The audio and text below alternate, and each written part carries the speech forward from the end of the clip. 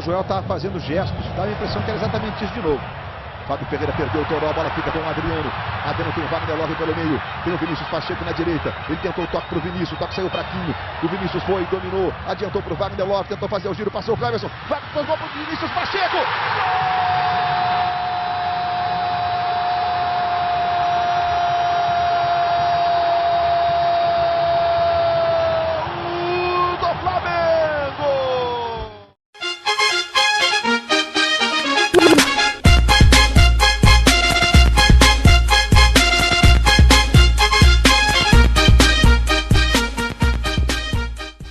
Você sempre foi flamenguista, cara, desde menorzinho?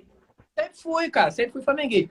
No início, quando eu era assim, bem mais novo, eu jogava bola, eu não era muito ligado assim a torcer para time nenhum, porque eu sempre gostei de estar jogando bola com meus amigos, então eu não tinha muita noção de clube, assim, de estar torcendo realmente para um time.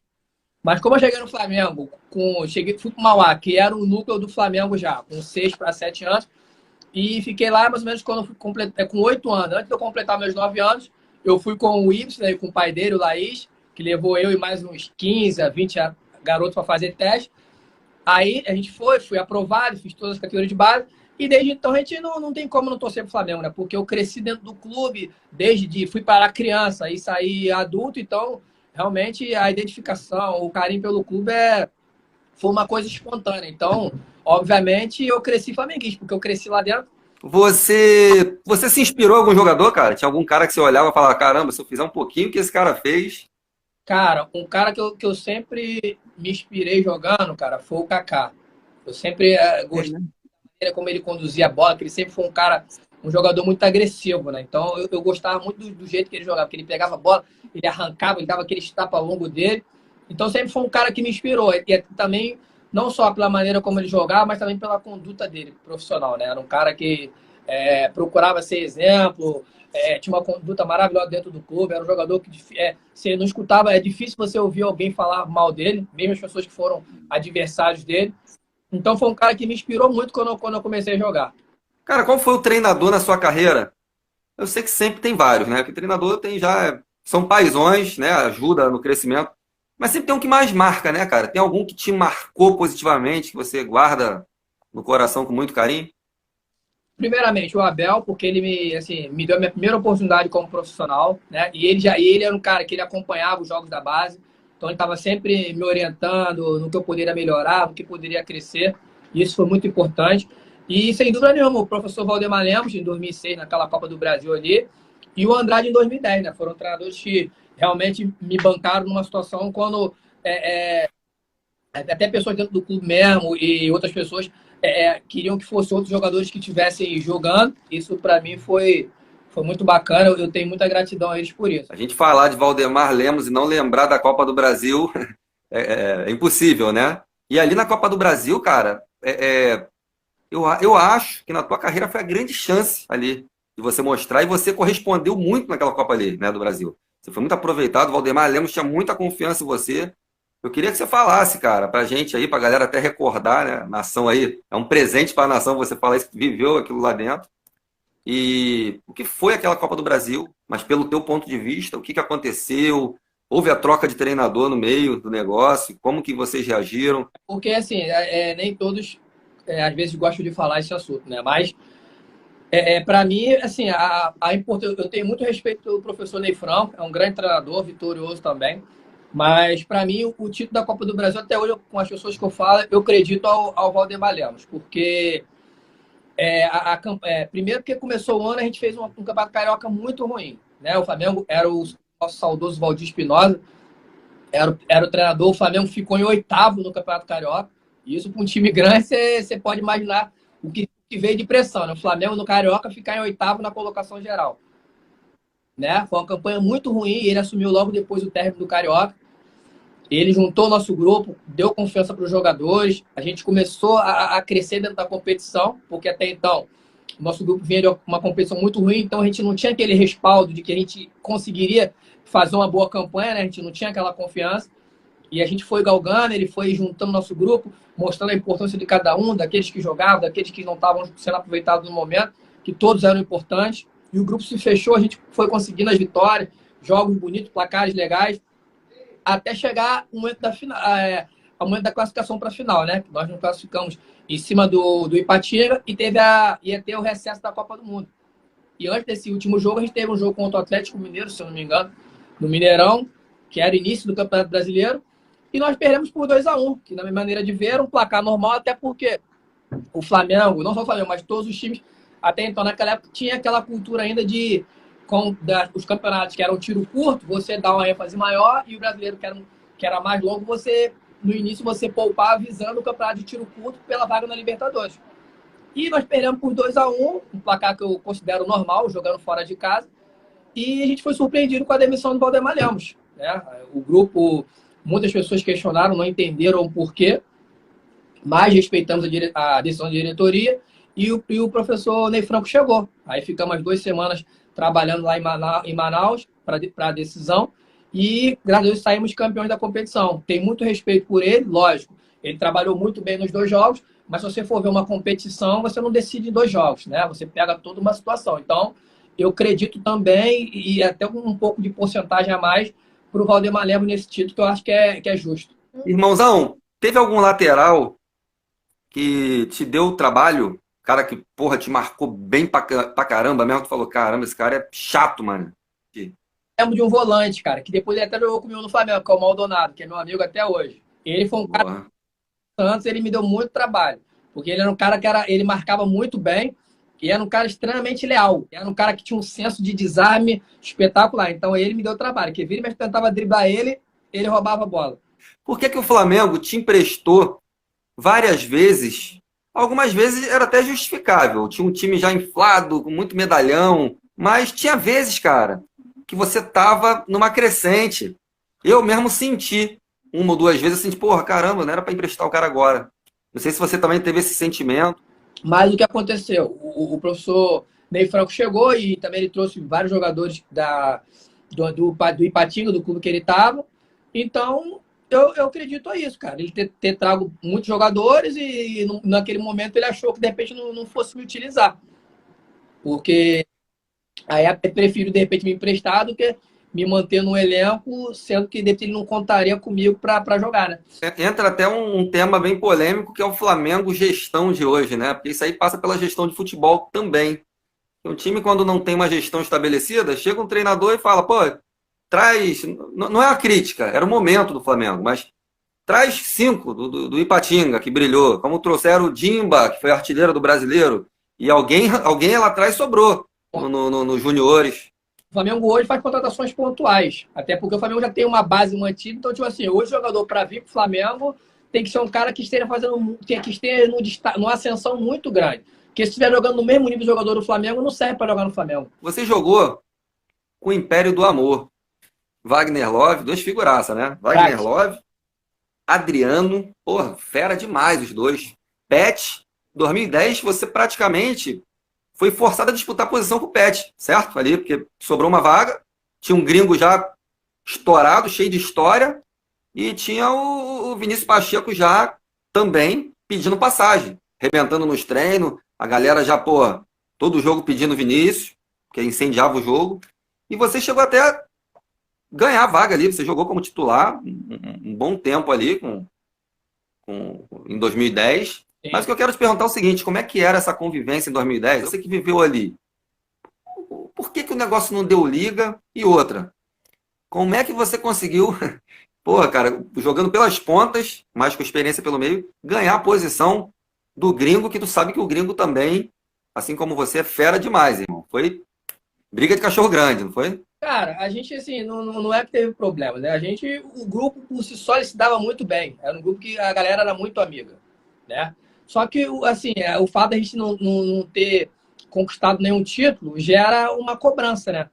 Mas eu, em termos de convivência com os jogadores, com o próprio Adriano, com o Wagner Love, Toró, Pet, nunca tivemos nenhum tipo de problema. Era um cara assim que, tipo assim, faziam tudo pelo grupo. Eles podiam ter as situações deles, mas que eram situações individuais, tanto que as coisas que as pessoas relatavam do Adriano eram coisas individuais, não eram coisas que afetavam o grupo, eram coisas que traziam uma repercussão, uma manchete negativa para ele sozinho. Não era uma situação que ele prejudicava o grupo, de forma alguma.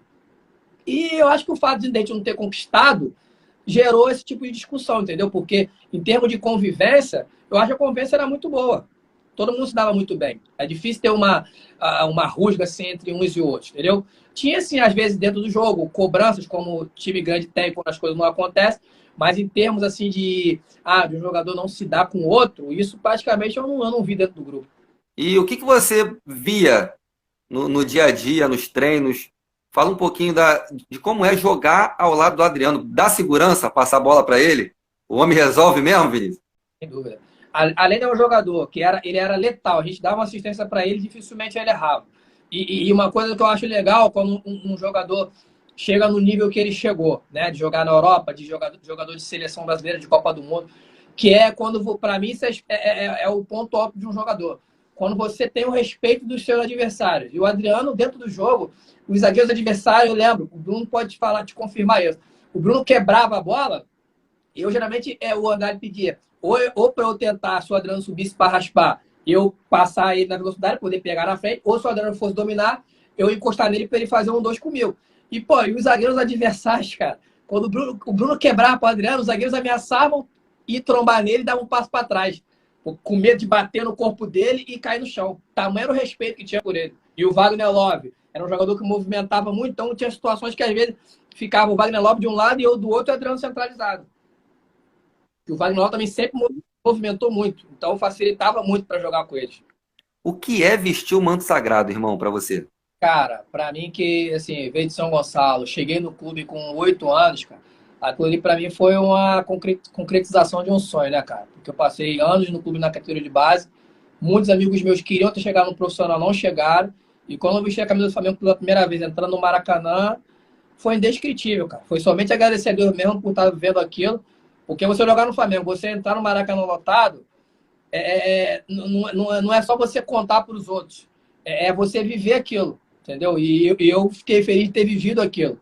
Você ainda tem o sonho de vestir novamente o manto sagrado? Sem dúvida. Isso aí é fácil de responder. Com certeza tem. No sonho é entrando no Maracanã lotado, jogando a temporada toda, ou é jogando só um joguinho de despedida? Fala a verdade para nós. Não, cara. Se tivesse a oportunidade de jogar a temporada toda, claro que jogaria. Não vou dizer que não, lógico que não, pelo contrário.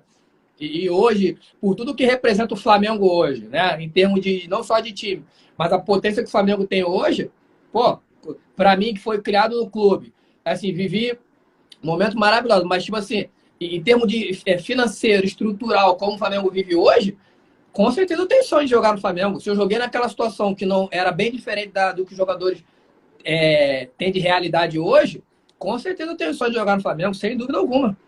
No elenco atual do Flamengo, qual o jogador que você mais se identifica? Para mim são 2 jogadores. É o Everton Ribeiro, não, 3 na verdade. Everton Ribeiro, Gerson e... Pô, daqui a pouco vai falar os 11. Não, pô, esses 3, mas... é um, pô. Tá, então tá. Bruno Henrique. Para mim é um jogador É mesmo? fora de série. Tipo, o Everton Ribeiro é um jogador, assim, tecnicamente falando, muito acima. Eu acho ele muito habilidoso. Mas o Bruno Henrique, principalmente nos momentos mais difíceis do Flamengo em 2019, era um jogador que, tipo assim, o jogo tava difícil, dava uma bola nele. Ele era a válvula de escape do time. Então, para mim, isso me aumenta, assim, eu ter falado o nome dele. Bruno Henrique é extremamente decisivo. É o Adriano de 2009. No jogo. Então, um jogador que conseguiu se movimentar mais, criar alguma situação de perigo, foi o Bruno Henrique dentro da partida. Tanto que os 2 gols, o segundo gol partiu do lançamento do Diego, mas o primeiro gol, a jogada toda foi construída. O cara não quer ver ele nem pintado a ouro, filho. Ele acabou com aquele lateral. É por isso que eu tô falando, para mim era um dos jogadores mais importantes por isso. Porque quando tava todo mundo marcado, ele era um jogador que criava algo diferente e conseguia sair da marcação. O que você considera que foi o ponto-chave para o Mister sair lá de Portugal? Eu vou ser sincero, você conhecia que você jogou lá. Eu não conhecia o Mister. O cara chegou e mostrou uma metodologia totalmente diferente. Ele mostrou uma intensidade diferente. Não sei se você lembra bem. Logo que ele assumiu, o jogador começou a se lesionar com frequência. Foi. O Flamengo estava com 4 no departamento médico. Coisa que, pô, muitos anos eu não via. Eu não sei se foi até uma retaliação da galera. Pô, esse cara chegou, tal. O que eu sei dizer é o seguinte: ele se tornou unanimidade no grupo e ele conseguiu extrair o melhor de cada um, e a gestão do Flamengo se encaixou, deu as peças que ele precisava certeza. Onde você acha que está o maior mérito do Mister Jorge Jesus nisso tudo? Lá em Portugal, no clube que eu cheguei, no Belenenses, ele estava na temporada anterior, que o clube ficou mais de 10 anos sem conseguir uma vaga na Liga Europa, e ele na primeira temporada classificou o time em quinto e botou o time na Liga Europa. Então, tipo assim, para as pessoas que já o conheciam, não foi uma surpresa ele ter conseguido esse sucesso todo no Flamengo. Porque é um treinador extremamente inteligente, um cara. Lá em Portugal todo mundo falava, e eu falava porque eu não convivi com ele lá. Mas era um cara que ele respirava futebol 24 horas por dia. Entendeu? Ele está em casa com a família dele, está falando de futebol, ele está analisando o jogador, ele está analisando adversários. E é um cara que trabalha muito. O treino com ele é uma coisa muito séria. Ele trabalha muito passe, trabalha muito movimentação. E ele é um cara que gosta de trabalhar tática demais. O posicionamento do jogador, ensinar o jogador a se posicionar bem.